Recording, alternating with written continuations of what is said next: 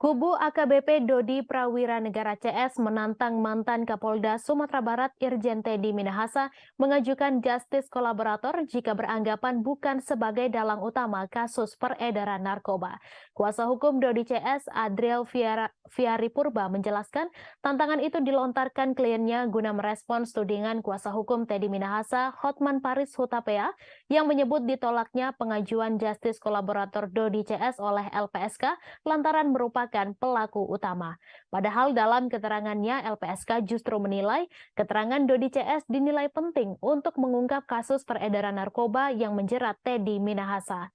Adriel pun kemudian tetap bersikeras bahwa pelaku utama dalam peredaran gelap narkoba jenis sabu sebanyak 5 kilogram itu merupakan Irjen Teddy Minahasa. Bahkan ia menantang Hotman Paris untuk mengajukan justice kolaborator pada LPSK jika merasa Teddy Minahasa bukan bandar. Kemudian Adriel balik menuding Teddy Minahasa lah sebagai bandar dalam kasus narkoba ini. Pasalnya menurut ia, pengendalian narkoba jenis sabu seberat 5 kilogram itu selama ini justru ada pada Teddy Minahasa. Adriel melanjutkan, meski permohonan justice kolaborator kliennya itu berujung penolakan dari LPSK, ia mengaku tetap mengapresiasi keputusan tersebut. Dirinya beralasan, walaupun ditolak, LPSK tetap memberikan rekomendasi kepada Polda Metro Jaya agar ruang tahanan Dodi dipisah dengan Teddy Minahasa. Sebagai informasi, dalam kasus peredaran narkoba ini, Polda Metro Jaya telah menetapkan 4 tersangka.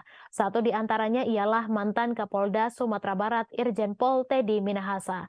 Ia pun sudah ditahan di rumah tahanan Polda Metro Jaya selama 20 hari sejak Senin 24 Oktober 2022. Termasuk Irjen Teddy, terdapat 4 anggota polisi lain khususnya di wilayah hukum Polda Metro Jaya yang juga terlibat dalam pusaran peredaran narkoba. Saat ini seluruhnya sudah menjadi tahanan di Polda Metro Jaya sejak kasus tersebut berhasil diungkap oleh pihak kepolisian. Adapun 4 anggota Polri yang saat ini tengah menjalani penahanan di Polda Metro Jaya, yakni pertama AKBP Dodi Prawira Negara, mantan Kapolres Bukit Tinggi Polda Sumatera Barat, kedua Kompol Kasranto Kapolsek Kalibaru Tanjung Priok, ketiga Aibtu Janto Situmorang Sat Narkoba Jakarta Barat, kemudian keempat Aibda Ahmad Darmawan Polsek Kalibaru. Sebelumnya, kuasa hukum AKBP Dodi CS Adriel Purba menjelaskan petugas LPSK telah menemui 3 kliennya itu di Polres Metro Jakarta Selatan dan melakukan pertemuan selama 4 jam. Kendati demikian, meski disebut berkas yang diajukan telah lengkap, pihak LPSK masih harus mendalami dan menelaah perihal berkas yang sudah diberikan tersebut. Terkait hal ini, ia pun berharap LPSK bisa mengabulkan permohonan justice kolaborator yang telah diajukan oleh ketiga kliennya itu guna kepentingan pengungkapan kasus yang saat ini membelit ketiganya.